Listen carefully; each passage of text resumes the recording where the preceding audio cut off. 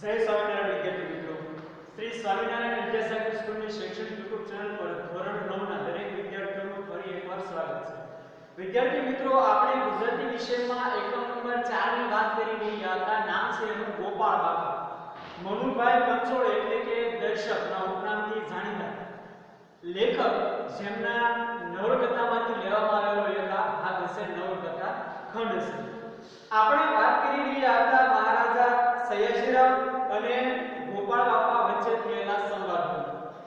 મહારાજા સયાજીરાવ સહીએ દીપડો આવ્યાના સમાચારના કારણે પર્વતોના કોતરોમાં છે પોતાનો ઘોડો લઈને નિરીક્ષણ કરવા માટે નીકળ્યા હશે અને દૂરબીન માંડીને જુએ છે તો સામેના વિસ્તારોમાં એક ખેડૂત જેવો માણસ છે એની પાસે આવે છે અને એને કંઈક શરણે ધરે છે. હવે મહારાજા સયાજીરાવે હાથમાં લીધો તો બોર હતો, પણ કેવો લીંબુ જેવો મોટા બોર. તો સયાજીરાવ છે આ માણસને ગોપાળ બાપાને કહે છે કે તમારે શું કાંઈ માંગણી તમારી છે? તો ગોપાળ બાપા એને વાત રજૂ કરે છે કે મારે માત્ર એક આ જમીનનો ટુકડો જોઈએ છે. મારે આ જમીન કોઈ મફતમાં જોઈતી નથી, પરંતુ હું એનું તમને યોગ્ય વળતર આપીશ. આમ કહીને સયાજીરાવ પાસે આ જમીનનો ભાગ એક ટુકડો છે ગોપાળ બાપા માંગે છે. હવે આ તો એક કોતર છે, આમાં કાંઈ બીજું થઈ શકે એમ છે ને. એની વાત છે સયાજીરાવ એને રજૂ કરે છે.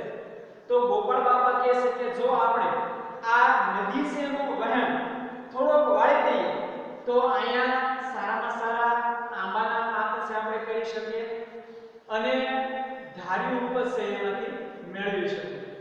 એટલે ગોપાળ બાપા એને કહે છે કે અહીંના જે લોકો છે એને તો બોર પણ અમર ફળ જેવા છે, એવું પણ અહીંના લોકોને ખાવા મળતું નથી. એટલે મારે તમારી પાસે માત્ર એક આ જમીનની અરજ છે, હું તમને કરું છું. મારે માત્ર આ જમીન છે થોડી જોઈતી છે, એ પણ મફત નહીં, પણ હું તમને એની કિંમત છે દેવા તૈયાર છું. વ્યાજની કિંમત હું તમને આપીશ. ત્યાં સુધીની આપણે વાત કરીએ કે ત્યાર પછીની ઘટના છે એનો અભ્યાસ આજે આપણે કરવાનો છે. જોઈએ આપણે પેજ નંબર 10 ઉપરથી થોડા સંવાદો છે ને ફરીથી આપણે વાગડ લઈને ફરી પછી આગળ વધીએ. સયાજીરાવ કહે છે કે તમે રાજ્યમાં માંગણી કરજો તો તમારી જમીન તમને આપી કે નહીં એની વાત છે કરી શકાય. તો ગોપાળ બાપા કહે છે કે મેં રાજ્યમાં માંગણી કરી, એને તો 3 વર્ષ થઈ ગયા છે, પણ ત્યાં કોઈ જવાબ આપતું નથી. સયાજીરાવ કહે છે કે આપું તો તમે શું કરશો? બોરડી ઉપર ઉછેરશો? હું તમને જમીન તો આપી દઉં, તો તમે આ જમીનમાં કરશો શું? આમાં કઈ બીજું ઉકેલ તો છે ને, બોરડી છે તો શું તમે આમાં બોરડી ઉગાડશો? બોર પણ આ ગામડાના છોકરાને નથી મળતો. પણ સાચું કારણ તો એ છે કે આ બધા કોતરોનું તળ સાચું છે. ગોપાળ બાપા શું કહે છે કે બોર પણ અહીંના લોકોને ખાવા નથી મળતા, અને એક કારણ એ પણ છે કે અહીંનું જે જમીન છે એનું તળ એકદમ સાચું છે, એટલે ફળદ્રુપ છે. ગોપાળ બાપા એના મિત્રના સંતાનનો ઉછેર કરી રહ્યા છે અને આ દીકરાનો ઉછેર કરવા માટે એમને આ જમીનનો ટુકડો છે જોઈએ છે. અંદરના ગાળામાં ધરા ભર્યા છે. ધરા એટલે ઝરણા. તમે જમીનની અંદર થોડા ઉતરો તો અંદર થોડું ખોલતા તમને મીઠા પાણીના ધરા છે મળી આવેલા છે. ગમે ત્યાં 8 હાથે પાણી નીકળે છે. 8 હાથ જેટલો ઊંડો આપણે ખાડો કરીએ તેમાંથી મીઠું પાણી છે આપણને મળી શકે એમ છે. ગોપાળ બાપા મહારાજા સયાજીરાવને કહે છે. જમીન પણ કોઈ ઘાતની છે, જમીન પણ એટલી ફળદ્રુપ છે. શિંગોડાના મારને જો કોઈ રીતે રોકે તો આમાં બનારસી લંગડો પાકે ને ગરીબના અમર ફળ જેવા બોરના ઢગલે ઢગલા ઉતરે. શું કહે છે આમાંથી આપણે જે શિંગોડો નદી છે એ નદીનો વહેણ થોડો આપણે વાળી દઈએ તો આમાંથી બનારસી લંગડો જે કેરી છે આપણે આમાં ઉછેરી શકીએ, તો એવા આંબા છે આમાં વાવી શકીએ અને ગરીબના અમર ફળ જેવા બોર આમાં આપણને પુષ્કળ પ્રમાણમાં ઢગલે ઢગલા છે મળી શકે. દીપડા રંજાડશે નહીં? સયાજીરાવ શું કહે છે કે દીપડાનો ત્રાસ નહીં રહે. આ તમારી પડખે દીપડા ન રંજાડે તો એ ઘણું છે. એટલે તમારા સૈનિકો, રાજ્યના માણસો છે એમને જો હેરાન ન કરે તો પણ ઘણું છે. એટલે આ કટાક્ષમાં કીધું તમારી પડખે રહેલા, તમારી બાજુમાં જ્યાં ત્યાં સૈનિકો ઊભા છે દીપડા એ અમને રંજાડે એટલે કે હેરાન ન કરે તો ઘણું છે. મહારાજે ઊંચું જોયું, એમની ભમરો ઘડી ખેંચે. મહારાજને ગુસ્સો આવ્યો એટલે મહારાજે ઘડીક સામે જોયું, એની આંખોની ભમરો છે ખેંચાય એટલે ત્યાં ગુસ્સાનો સ્વભાવનો ચહેરો છે એમાંથી સ્પષ્ટ આપણને દેખાય. એમને મોઢા મોઢે આવું કહેનાર કોણ હતું? મોઢે આવું કહ્યું કે તમારી પડખેના જે દીપડાઓ છે એ પણ ઈ હેરાન ન કરે તો પણ ઘણું. જોયું તો બોલનાર મરક મરક હસી રહ્યો છે. ગોપાળ બાપાના ચહેરા પર જોયું મહારાજા સિંહજીરાવે તો ગોપાળ બાપા છે મરક મરક હસી રહ્યા છે. નેણના ફરિયાદના રોષને બદલે સહજ કૌતુક છે. એના ચહેરા ઉપર નવાઈ છે, આશ્ચર્ય છે અને એના નેણ સેમાં ફરિયાદના બદલે રોષને બદલે ફરિયાદ છે. જાણે મનમાં કંઈક ઉતાર્યું કે માણસે કંઈક મનમાં ઉતર્યું હોય. સિંહજીરાવની માણસને પારખવાની શક્તિ અચૂક હતી. માણસ સામેનો કેવો છે એ ઓળખવાની શક્તિ મહારાજા સિંહજીરાવ પાસે અચૂક હતી. એમણે ધારી ધારીને બોલનારને જોયો. જે માણસ રજૂઆત કરતો હતો ગોપાળ બાપા એમને ધારી ધારીને એના ચહેરા સામે જોયું. ઊંડો શ્વાસ લીધો, જાણે મનમાં કંઈક ઉતાર્યું. પછી એકાએક કહ્યું. ઊંડો શ્વાસ લઈને ધારી ધારીને જોઈને મહારાજા સિંહજીરાવ આ માણસની સામે જોઈને કાંઈ કીધું. તમને આ કોતર આપ્યું, હમણાં જ લખી આપું છું. તમને આ તમે જમીનનો ટુકડો છે કોતરનો ભાગ કયો છો એ તમને આપી દીધો. હમણાં હું તમને લખાણ પણ કરી દઉં. બીજી કાંઈ મદદ જોઈતું હોય તો એ પણ ખેતી ખાતું આપશે. શું કીધું? આ સિવાયની કાંઈ તમારે જરૂરિયાત હોય તો હું તમને એ પણ આપી શકું છું. ખેતી ખાતું છે, ખેતી સંભાળતું ખાતું એ તમને જરૂરિયાતની વસ્તુઓ છે એ પૂરી પાડશે. પણ એક કામ કરો, પેલું મંદિર જોયું? શું કહેશે? તમને જમીન તો મેં આપી પણ મારું તમે એક કામ કરો. પેલું સામે એક મંદિર તમે દેખાય છે જોયું? એમણે કોતરને છેડે મથાળા પર ઊભેલી એક જીર્ણ શિવાલય બતાવ્યું. ખેતરના કોતરના છેડાના ભાગમાં આવેલું દૂર દૂર દેખાતું એક જીર્ણ થઈ ગયેલું, એકદમ જૂનું થઈ ગયેલું મંદિર છે એમને શિવાલય ભગવાન શિવનું મંદિર છે બતાવ્યું. એટલે ગોપાળ બાપાએ કીધું કે જી હા મને એ મંદિર દેખાય છે. એ અપૂજ રહે છે. અપૂજ એટલે એમાં કોઈ પૂજા કરતું નથી. પેશવા સરકારે બંધાવ્યું છે. પેશવા સરકાર જ્યારે ભારતમાં હતી ત્યારે એમણે આ મંદિર છે શિવાલય બંધાવ્યું અને જૂનવાણી શિલ્પનો નમૂનો છે. એ સમયના શિલ્પકારોએ તૈયાર કરેલો આ જૂનું શિલ્પનો એક નમૂનો આ મંદિર છે. એની પૂજાનો બંદોબસ્ત કરો. એમાં રોજે રોજ પૂજા થાય એવું તમે કંઈ આયોજન કરો. દર લગાડતા નહીં, એટલે તમે ખોટું ન લગાડતા. મારાથી બને તેવું નથી. આ મંદિરની પૂજા કરવાનું મારાથી બને એવું મને લાગતું નથી. કેમ મૂર્તિને નથી માનતા? મહારાજાએ શું કીધું કે ગોપાળ બાપાએ જવાબ દીધો કે હું આ નહીં કરી શકું. એટલે મહારાજાએ કીધું કેમ તમે મૂર્તિમાં માનતા નથી? ના રે બાપુ, એમ તો અમે અને તમે સૌ મૂર્તિ છીએ ને. ગોપાળ બાપા વાત વાતમાં મહારાજાને કટાક્ષમાં ઘણું બધું કહી દે છે. એટલે શું કીધું કે ના એવી વાત નથી, મૂર્તિ પૂજામાં માનતો નથી એવું પણ નથી. આમ તો જોઈએ તો હું અને તમે બધા એક પ્રકારની મૂર્તિઓ છીએ ને. આ મૂર્તિઓને રહેવાની જગ્યા નથી મળતી, ત્યાં વળી પાણાની મૂર્તિઓ ક્યાં પધરાવી? શું કહેશે? આપણને રહેવાની જગ્યા નથી મળતી, એમાં આ પાણાની મૂર્તિઓને આપણે ક્યાં પધરાવી? આવું ગોપાળ બાપા મહારાજાને કહે છે. એટલે મહારાજા શું કહે છે? જો મહારાજ ઘડીભર કહેનાર સામે એકી ટસે જોઈ રહ્યો. ભગવાનના કાનમાં આ માણસ આવું કહે છે એટલે મહારાજા છે આ ગોપાળ બાપાની સામે જોઈ રહ્યા એકી ટસે. પછી કીધું વાત તો સાચી છે પણ ત્યાં એ મૂર્તિને નામે આશરો સૌને મળે તેવું કરશું. શું કીધું? તમારી વાત તો સાચી છે, જગ્યા આપણને મળતી નથી, એમાં આ પથ્થરની મૂર્તિઓને આપણે ક્યાં મૂકીએ? પણ કોઈક વટે માર્ગ અહીંથી નીકળ્યો હોય મુસાફર તો એને થોડો આશરો મળે એવું તમે કાંઈક ત્યાં કરશો. ધર્મશાળા બંધાવીશ. શું કીધું? હું ત્યાં ધર્મશાળા બંધાવી. ભલે આ તુલસીશ્યામ જવા આવવાનો ધોરી માર્ગ છે. તુલસીશ્યામ જે લોકો જતા હોય એને જવા આવવાનો આ ધોરી માર્ગ એટલે કે મુખ્ય રસ્તો છે.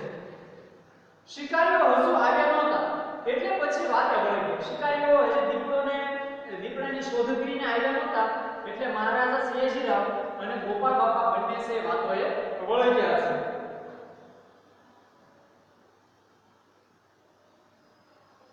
મહારાજને આમાં રસ પડ્યો. મહારાજાના ગોપાળ બાપા સાથેની વાતમાં રસ પડી ગયો. એમાં જાણ્યું કે આ ખેડૂત તો વણિક છે. એને ખબર પડી કે આ એક ખેડૂત તો એક વણિક જ્ઞાતિનો છે. નામ છે ગોપાળ બાપા. બરડાના પેટાળના એક ગામડામાં રહે છે.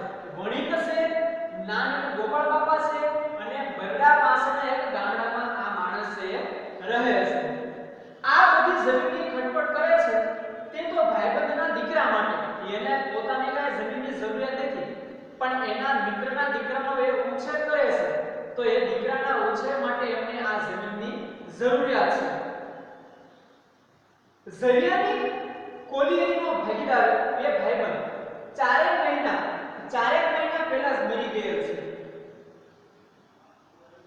ઝરિયાની જે કોલિયરી હતી એનો એ ભાગીદાર હતો અને એનો મિત્ર છે હમણાં ચારેક મહિના પહેલા જ એનું અવસાન છે થયું હતું.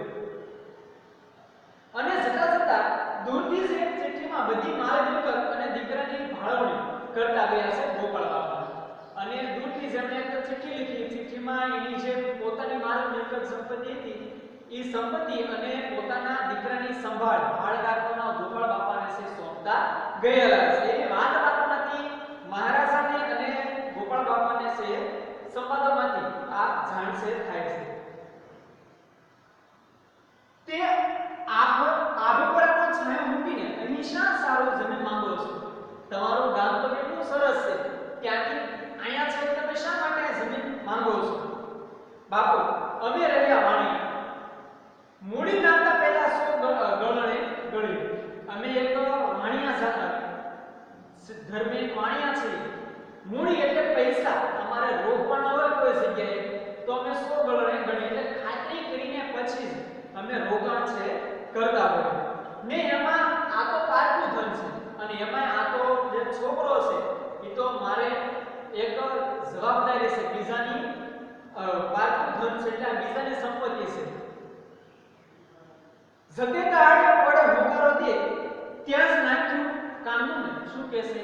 મારા ઉતરતા દિવસો આવશે, ગઢપણ આવશે અને મને હોકારો દે તો ત્યાં જ મારે આ રોકાણ કરવું જોઈએ ને. એ જ ધન એ સાચું ધન કહેવાય. એ જ કામનું ને. વળી મારા ભાઈબંધના વડવાઓ અસલ ગાયકવાડીના વતની હતા. મારો જે ભાઈબંધ છે જેનો આ દીકરો છે એ તો અસલ ગાયકવાડી વતની હતા. તમે અહીં આવશો તો તમારા વેપારનું શું થશે? તમે અહીંયા આવી આવશો તમે વાણિયા છો, તમારો વેપારનું શું થશે? મહારાજાએ પ્રશ્ન કર્યો. વેપાર કાંઈ કરવો જ નથી. હવે વેપાર કરવાની જરૂરિયાત નથી. હરિનામનો જ વેપાર કરવાનો મારા ગુરુએ કહ્યું છે. ભગવાનની ભક્તિ કરવાની અને પોતાના કામથી કામ રાખવાનું આવું મારા ગુરુએ મને કહ્યું છે. કોણ ગુરુ?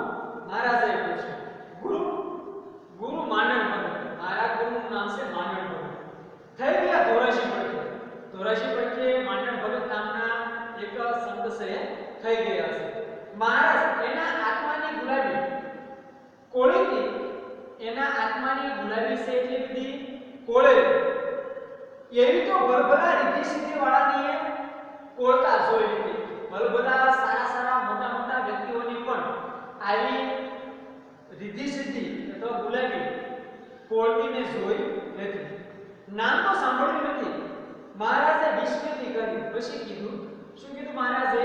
કે નામ તો માંડણ ભગત નામનું મેં કોઈનું સાંભળ્યું નથી. આમ નવાઈ પામીને મહારાજાએ કહ્યું.